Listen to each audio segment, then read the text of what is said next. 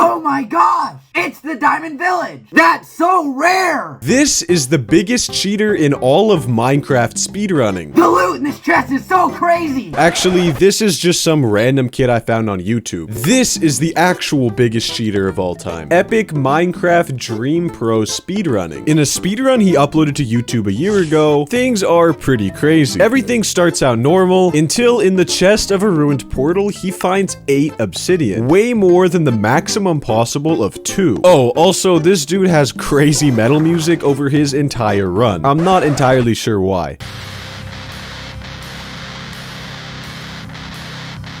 Once he's in the nether, we can see a pretty clear cut in the recording, and right afterwards, we can see in chat that he switched to survival mode, meaning that he was just in creative mode, something that makes more sense when right after this, he immediately finds a bastion, where he finds a ton of ender pearls in a chest, which is not possible. The runner builds a portal in a very specific location, and when he enters it, it takes him right into the stronghold, something that was clearly set up and calculated before the run. So this run is pretty clearly fake, right? But notice the Minecraft username of the speedrunner. Better than Dream. Fast forward 1 year to now. Epic Minecraft Dream Pro Speedrunning, the person who uploaded this run, has completely disappeared from the internet. But a couple of weeks ago, I discovered a brand new YouTube channel called AndySavior9 with a few speedruns on it. And in one of them, the account being played on is Better Than Dream. The same account from the Epic Minecraft Dream Pro Speedrun that we just watched, showing us that this new YouTube channel that is under an entirely different name is owned by the same person that owned the Epic Minecraft Dream Pro Speedrunning channel. This is further shown by the music choice in one of the new channel's speedruns.